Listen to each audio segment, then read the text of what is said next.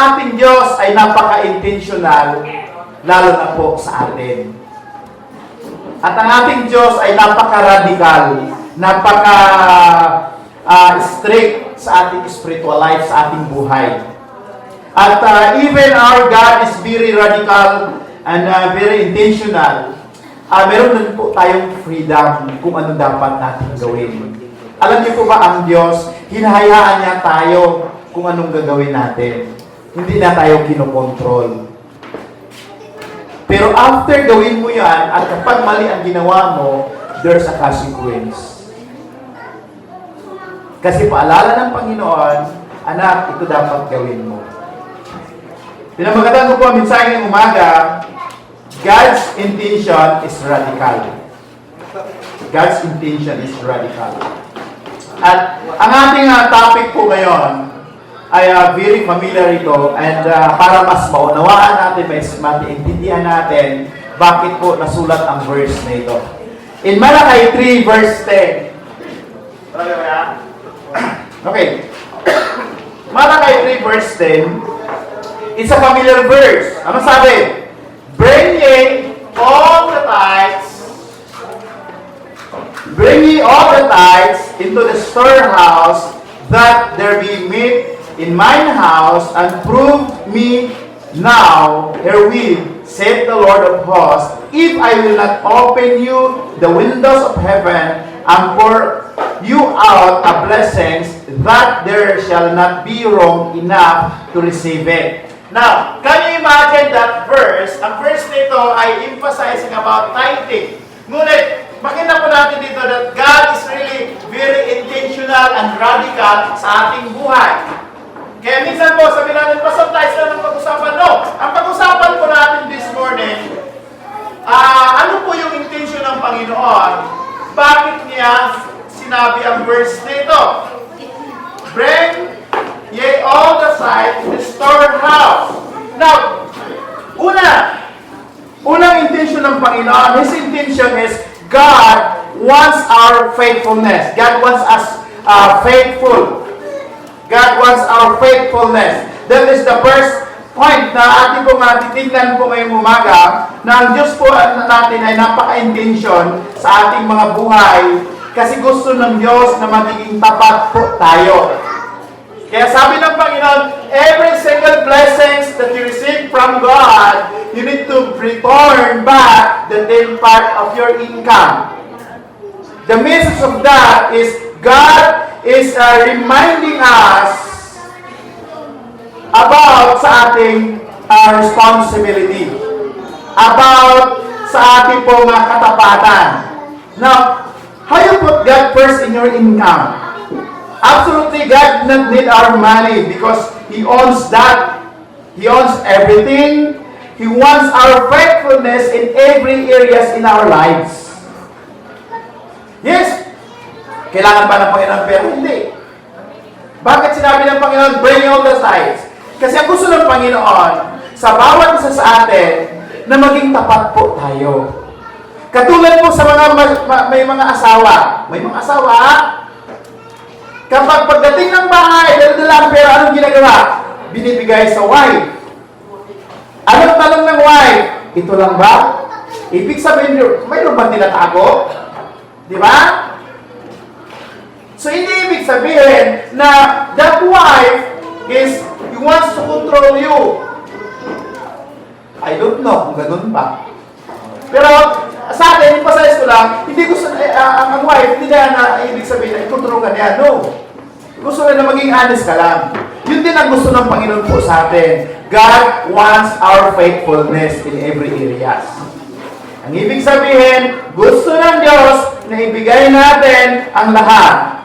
Pag sabi natin, bring all the tithes, it means, it acknowledges God as the provider with the biblical roots of supporting the church and recognizing that all blessings come from Him. It's an expression of worship and trust that recognize God as the owner of everything. Kaya nga sabi din sa Deuteronomy 18, verse 17 to 18, ano sabi po ng Bible about that? And thou say in the heart, my power and my might of mine hand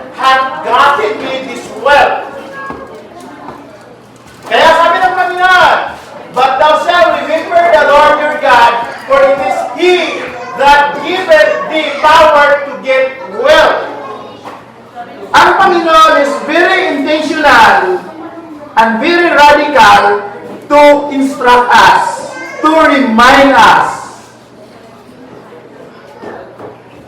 Hindi ibig sabihin na pagsabi natin tithes ay usapan naman tithes. No. Ang pinag-usapan po pagdating po sa tithing, gusto ng Panginoon na i-remind ang bawat isa, hey, remember your faithful na, remember gaano ako katapat sa iyo. At gusto rin ng Diyos na maging tapat din po tayo, maging honest din po tayo. Kaya nga sabi ng Panginoon, hiyanap, ako ang nagbibigay sa iyo ng lakas para ikaw ay kumita. The intention of God is hindi po selfish. The intention of God for us, He wants that every one of us is magiging tapat, is faithful. Yun ang gusto ng Panginoon sa atin. Hindi ibig sabihin na is an obligatory, obliged mo yan. But it's a reminder sa bawat isa sa atin na kung ikaw po ay anak ng Diyos, always remember that God is faithful to you. So means, be faithful also to God in every area. That's the message of bringing all the tithes. Ibig sabihin, be faithful. God wants us to be faithful.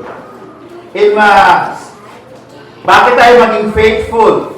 In Deuteronomy 14 verse 23 it says, bring this tithe to designated place of worship, the place the Lord your God chooses for His name to be honored, and if there in His presence, this applies to your tithes and grain, new wine, olive oil, and the firstborn males of your flocks and herds. Doing this, take note the last phrase, doing this will teach you always to fear the Lord your God. The word fear is not yung matakot ka. No, hindi po. Pag sabing fear is respect or honor. The message, the word fear is honoring God. Kapag ginawa mo ito, according to the Bible, kapag ginagawa mo ito, bakit mo ibalik ang tithes mo? Kasi ang turo nito, tinuturuan po tayo ng Panginoon na magkaroon po tayo ng honor sa Diyos. Sa madaling salita, tinuturuan tayo na magiging tapat sa Diyos.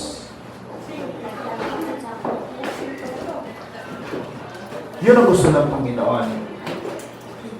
Katulad po sa mga wife. Minsan yung mga husband kapag dala-dala na nila yung sweldo nila, takot na takot sila minsan umuwi ng bahay.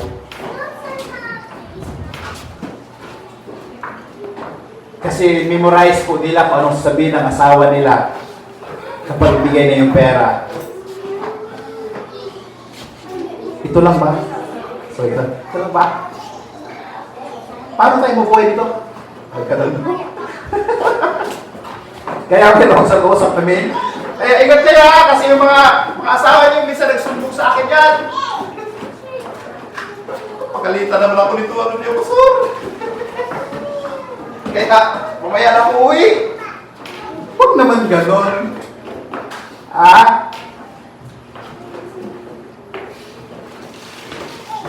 So, ibig sabihin, kapag binabalik mo yung para sa Panginoon, ibig sabihin na ikaw ay na-oblige doon. Kundi gusto na tayo turuan ng Panginoon na maging tapat po tayo. Just like in our family also. Some of the wives, gamit na lang ako ng some, hindi all. Kasi alam ko naman, hindi naman ulit. Some of the wives, so sige, all of the wives, ang gusto nila, God, all the wives, wants her husband na magiging faithful in every area. Especially the money matters. Bakit? Bukas may delivering Shopee. Diba? Kaya nagdagan nyo. O diba? Gulat ka na lang po. Shopee ulit. May bago ulit.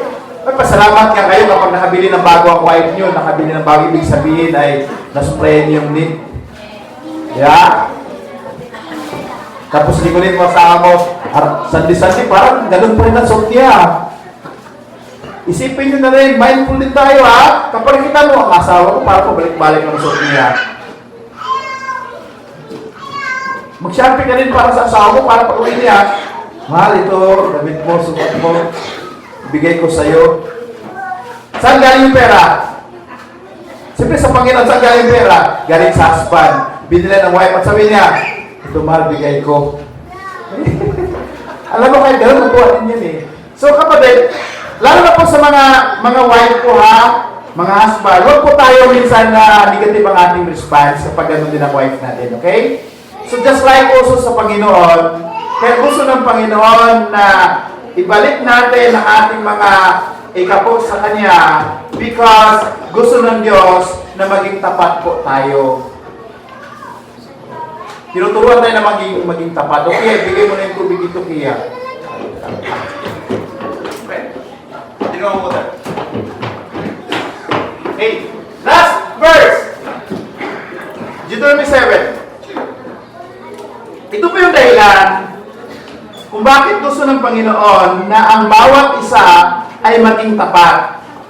Sabi na, know therefore that the Lord your God is God. He is the faithful God, keeping His covenant of love to the 1,000th generation of those who love it and keep His commandments. The Lord is faithful to those who keep His covenant. Means, the Lord is faithful to those who have been faithful to Him. To those who have been loyal to God. To those who have been obedient to God. So, iba lang approach natin about tithing po this morning. Kasi, pag sabi, ay, dito naman si Pastor, nag-print sa service. No! I'm just reminding that this is very important. Tithing is a reminder that God is faithful to us. So, means in the response, why God requires us to return our tithes? Because God wants us faithful also sa Panginoon. Yun ang gusto ng Panginoon sa atin, maging tapat. Second is, hindi lang po maging faithful po tayo. Second, in the same verse pa rin, in Malachi 3, verse 10, God wants our obedience.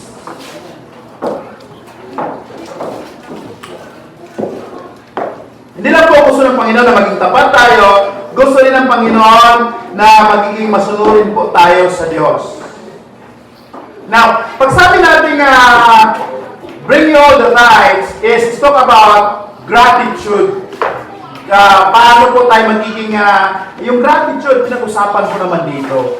Binibless ka ng Panginoon, pinagpala ka ng Panginoon, kumita ka ng ganyan. So bilang pasalamat mo sa Panginoon, anong kailangan mo?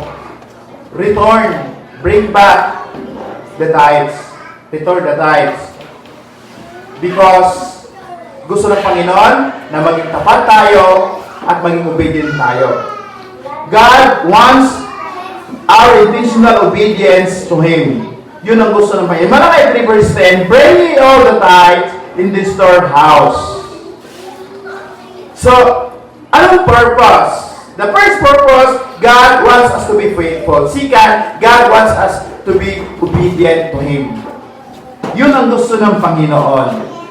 Now, ang sabi nga, ang ating pananampalataya is very important. You have faith in God and the Lord grant your faith. The Lord bless you so much. And you earn money. That's the reward of your faith. At tayo mga pananampalataya, ang ating pinangawakan in Hebrews 11 verse 1, it says, ano sabi? Sa Hebrews 11 verse 1, now faith is the substance of things hoped for, the evidence of things not seen. Ibig sabihin, tayong mga manampalataya ay nananalig at umaasa sa mga bagay-bagay na hindi natin nakikita. Ano yon? Pananampalataya sa Diyos. So, anong po ang kailangan gawin sa ating pananampalataya sa Diyos? In verse 6, ano sabi? Verse 6, but without faith, it is impossible to please Him. And the coming to God must believe that He is. Ano sabi sa James? Ang pananampalataya na walang gawa is patay. So, faith without works is dead. So, you need to work out your faith. How to work out your faith? By obeying Him. By obeying and believing His Word. Iba po yung you are believing the Word of God but you're not obeying. Dito po sa situation sa Malakay 3 verse 10, God wants to be faithful to Him. God wants you to be obedient. So if you have faith in the Lord Jesus Christ, be faithful to that faith. At the result of that faith, you have been faithful, and the impact of that faithfulness is obedience. If you did not obey Him, means you did not faithful to Him. Diba? Kaya sabi dyan sa verse 6, malinaw, sabi ba doon, but without faith, it is impossible to please Him. So how to show that you have faith in the Lord Jesus Christ? By being faithful to Him, by obeying Him. That's the message of Malakay 3, verse 10. Let's talk about obedience. Let's talk about faithfulness. Minsan po, narinig natin about tithing, magnanakaw kayo, bigay, gano'n. No. Ibang approach sa ating gawin. The tithing is a message. It's a message of gaano katapat ang Panginoon. So in return, paano mo ipakita na ang Diyos ay tapat sa iyo? Maging tapat ka rin. Pangalawa, you need to obey Him. Katulad po din sa ating mga anak. Just like this week, one of my son ay may negative na news at sabi ko, sige, the impact of that negative na ginawa mo, you have no allowance for this week. Last week. Naawa yung mama, binigyan. Ako hindi.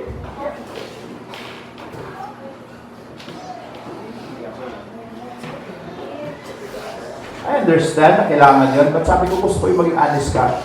Gusto ko yung do your part. Because I did my part also. Mga bata masyadong maingay sa taas.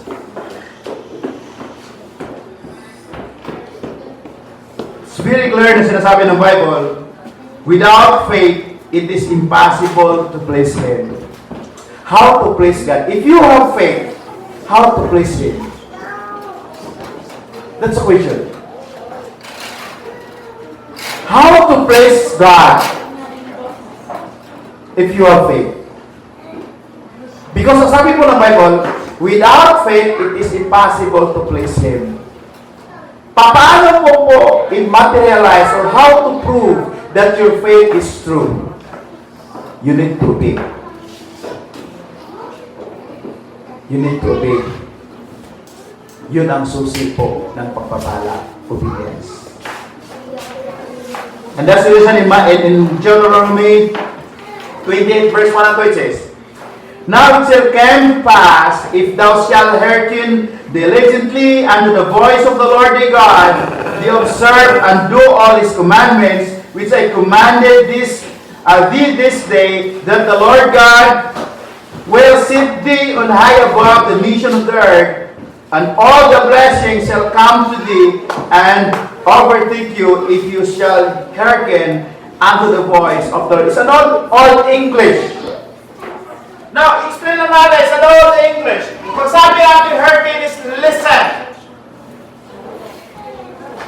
Sabi dyan, and it shall come to pass if you listen diligently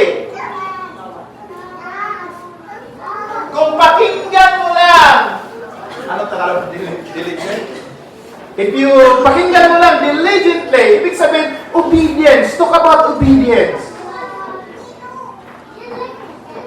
If you want to please God, have faith in Him. How to prove that your faith is true? Obey.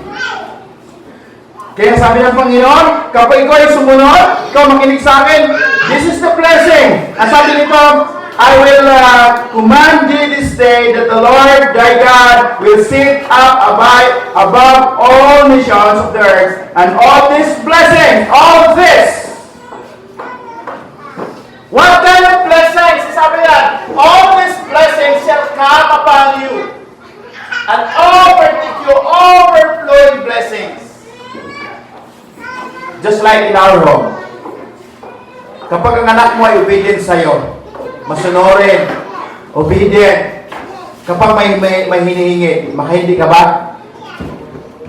Meron ka bang rason na para umindi? Kapag ang anak mo, makita mo talaga na napaka-obedient, 100%. Ay, hindi. 90%. Or 80% obedient talaga siya. Kapag mangingi, makahindi ka ba? Hindi. Bigay mo agad. Bakit? Obedient. Pero ang anak mo, utusan mo, talagang ang daming mga reason. Ang bigat sa loob mo, nabigyan siya.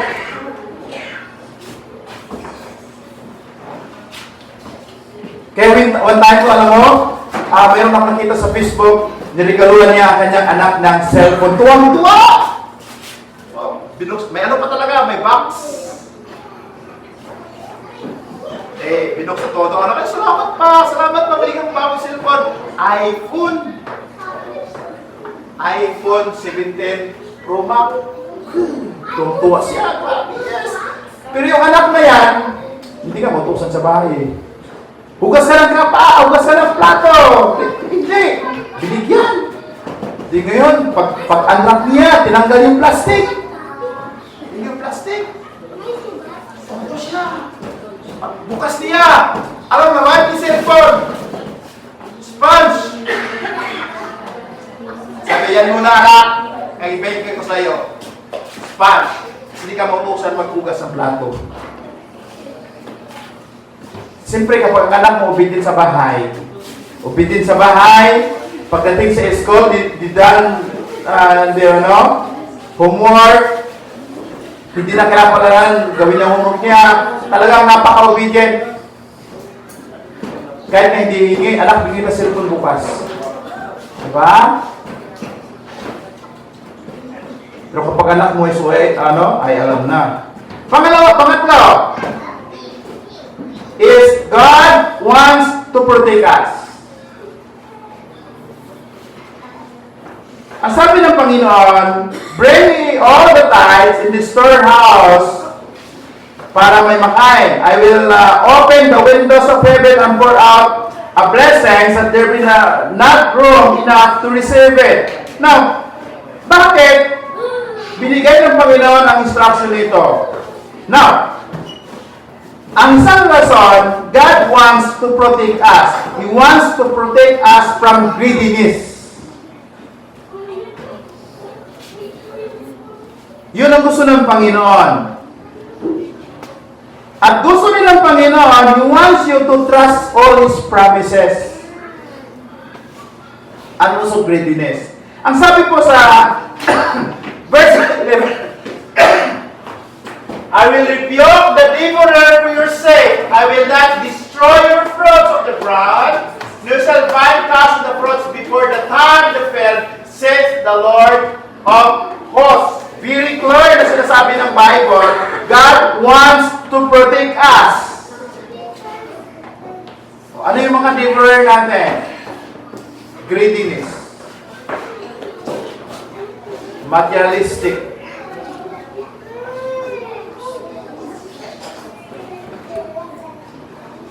Yun ang gusto yun ang ano ng Panginoon.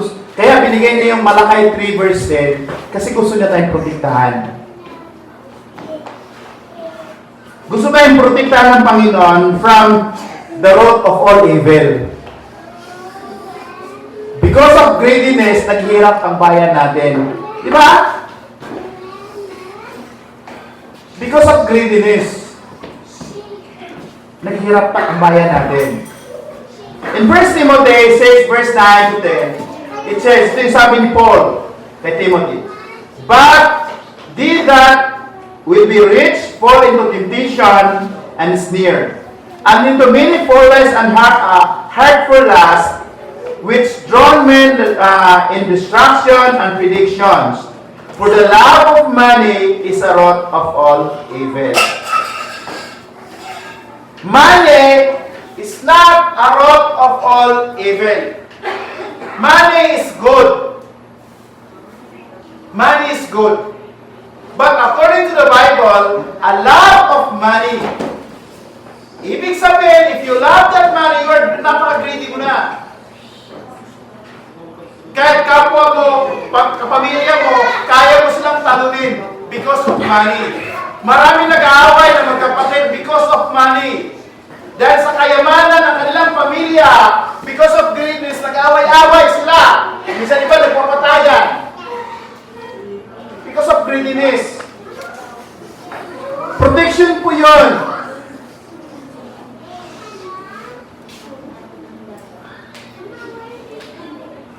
Pag sabi natin 10%, mabigat yun na. Diba? A test of faithfulness. Test of obedience. Because God wants to take us from that greediness. Because alam ng Panginoon na ang money is good, maganda yun sa atin, makatulong sa atin, makabili ko ng gusto natin. But kung alam mo yun, dahil sa pera ay hamakin mo na lahat, wala kang paki sa ibang tao because of money. Dahil sa kayamanan na yan, awayin mo sino-sino dyan. Lahat ng sagabal sa pangarap po because of money, because of faith, pwede mo silang awayin lahat. That is greediness. Marami nag-away-away dahil sa pera. Kailangan natin tandaan, our God is very intentional and radical sa bawat isa sa atin. Yung verse na Malakay 3, verse 10, ang Diyos po na, ang intention po ng Diyos yan, simple lang. God wants us na maging faithful. God wants you na maging faithful. God also wants us na maging obedience. God wants to protect us. And in the last but not the least, God bless us more. Saan nag-i-start yung faith?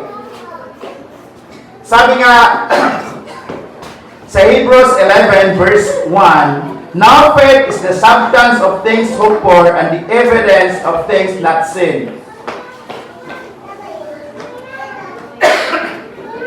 The faith starts from our mind. Diba? And the Holy Spirit gives us wisdom how to understand all that verse. And after you understand, that is faith. Manampalataya mo. And then what's the next? Conviction, the heart. And after you're convicted by the Holy Spirit, you are a believer. Because you have faith na sa Panginoon. And what's the next? Mind, heart, and the last, gusto ng Panginoon i-bless ka. What's your pocket? Bakit hindi dito ang pocket? May pocket pa dito? Wala daw. Dito lagi. Lahat ng mga pantalon, dito yan. Alam niyo, may merong restaurant na nakita ko. Walang yung kanilang pantalon, slacks, walang bulsa. Sabi ko talaga, para daw iwasan yung mga ganito, may in-spray. Okay. Pero minsan kapag nasa pocket na, minsan mahirap yun. Pero yun po, in Malakay 3 verse 10, hindi lang ang intention ng Panginoon na maging faithful po tayo. Gusto ng Panginoon na maging faithful ka, maging obedient ka, pangalawa, protektahan ka. Pero kung ang pinakamatindi, gusto rin ng Panginoon na i-bless ka pa ng mas marami. In Malakay 3 verse 11, sabi dyan, In Malachi 3 verse 10, ang sabi na po yan, prove me now, said the Lord of hosts, if I will not open the windows of heaven and pour out a blessings that there shall not be room enough to receive it. Diba? Can you imagine that blessing? Ganun po tayo kamahal ng Panginoon. Kaya gusto ng Panginoon na ibalik mo yung tithes mo kasi gusto ko maging faithful ka, gusto ko na maging obedient ka, gusto ko na protektahan ka, at higit sa lahat, gusto ko na i-bless ka pa ng marami. Di ba kanyo imagine gano'n tayo kamahal ng Panginoon? And, ang pinakamaganda dito, kaya gusto tayo i-bless ng Panginoon, gusto tayo protektahan, ang pinaka-intention ng Panginoon sa atin, bakit gusto ng Panginoon na ibalik natin ang ating tithes? Because in this verse 12, ano sabi sa verse 12? Next. And all the nations shall call you blessed. Yun ang gusto ng Panginoon. Na maging pagpapala tayo sa ibang tao.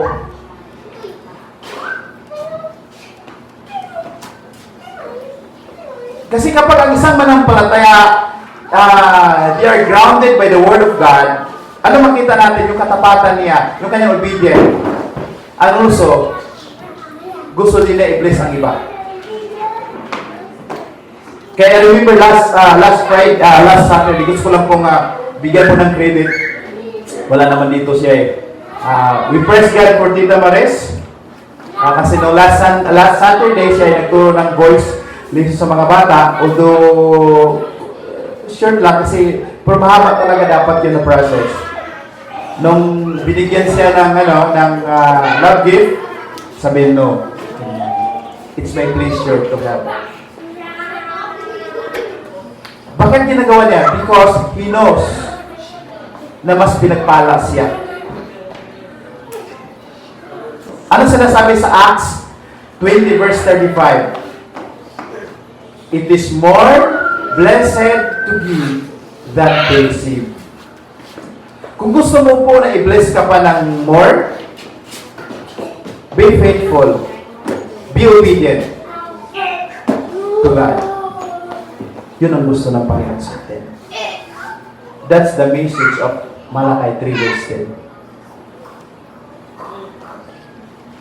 And I hope and I pray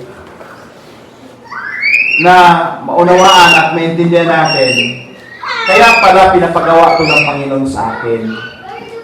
Kasi gusto pala ng Diyos na maging tapat ako, maging obedient ako. Kasi gusto niya akong protektahan. Protektahan niya yung blessing ko. Try it. At makita po natin yung paano tayo i-bless ng Panginoon.